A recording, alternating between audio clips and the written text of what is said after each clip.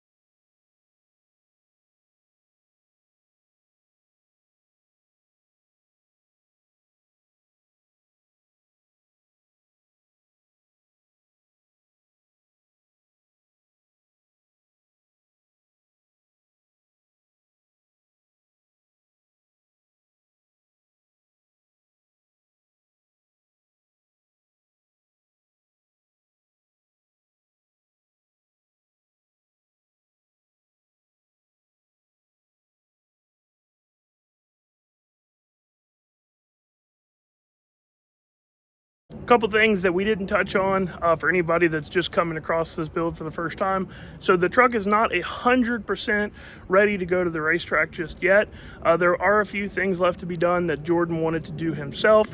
Like you can see here, there is some wiring that needs to be cleaned up. The nitrous plumbing and wiring he wanted to do himself. The interior is going to get finished out with complete carpet and all the plastics. He wanted to do that himself as well. Basically anything that he was more than capable of doing, he wanted to tackle himself, and I don't blame him. Helps keep the cost down. Build like this, you get a lot of hours wrapped up in it. We have around 300 hours in this build, from bringing it in to what it is here leaving today. The wheels that you see on the truck are, for right now, they're actually temporary wheels.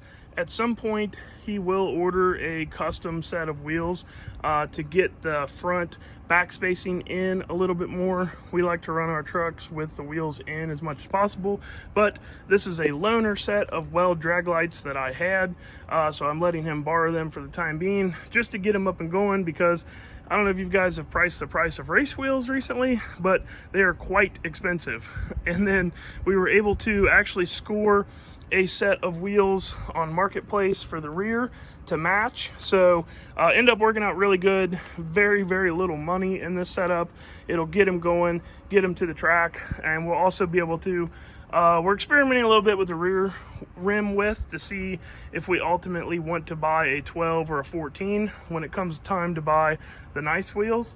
But honestly, these wheels are killer for this truck. I mean, this truck is a 90s era truck, and to me, a Weld drag light doesn't get much more 90s than that. So who knows? Maybe Jordan will just love these things and they'll stay. But the plan is, at some point, is to get a nice set of wheels. Maybe we'll just end up having a custom set of wheels made that match these Weld wheels here. And then along with the wheels, originally we had discussed doing we've changed it a bunch over the course of this build. We talked about doing a carbon bed cover. I kind of talked Jordan out of that because I thought it didn't match the look of the truck. I thought carbon is too racy for a truck that is this complete, and this kind of, we'll call it stock appearing, but I don't want to call it a sleeper. I don't think it's a sleeper, but whatever anybody wants to identify it as. It doesn't have any pronouns yet. But we elected to not do carbon. We originally talked again about doing an aluminum bed cover and then painting it a matte black, so that way it looked a little bit more like a tonneau cover. For the purpose of time and cost, aluminum material is really expensive right now. We elected to do a bed cover, and honestly, after seeing the bed cover on the truck, I mean, this video really doesn't even do it justice. When you see this truck in person with the bed cover on it, it's just like, yeah, that's how it needs to be. So we'll see what Jordan thinks after he's had it for a little while and look at it. But to me, I think I would leave the bed cover on this truck. It just fits this build so nicely and complements everything and gets it really just the perfect amount of tasteful look to it. Here he comes up the hill. He's got his windows tinted. I'm sure his windows aren't down, but we'll see if we can get a first impression of him.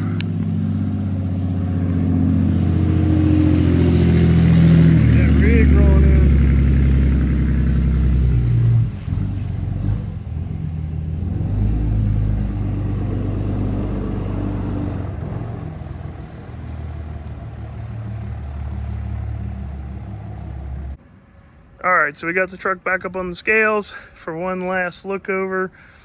So we need to add the 50-pound nitrous bottle to it, bottle and assembly, about 50 pounds there. I'm gonna say about another 50 pounds for this fire suppression system that is now an ODSS rule for all pro classes. If it gets parachutes, that's gonna be about another 20 pounds, and then about 30 pounds for the rest of the interior and the wiring deal. So let's see where this thing's at. Can you see it? My deal's kind of fading. Yeah. What's the number? 4505. 4505. Oh my God, that is bad. I need some new batteries in this deal. Yep, 4505. So with 150 pounds more in it, it'll be 4650.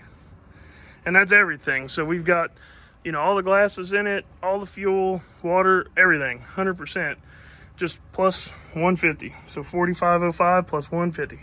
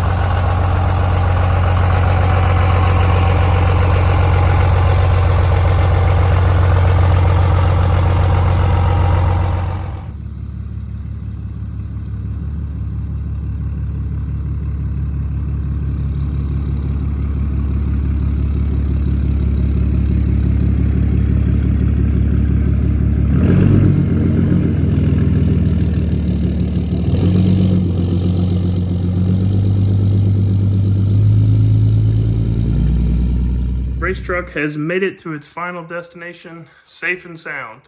We are currently taking applications to come up with a name for this unit, so get in the comments below here and let us know what you think we should name this beautiful beast.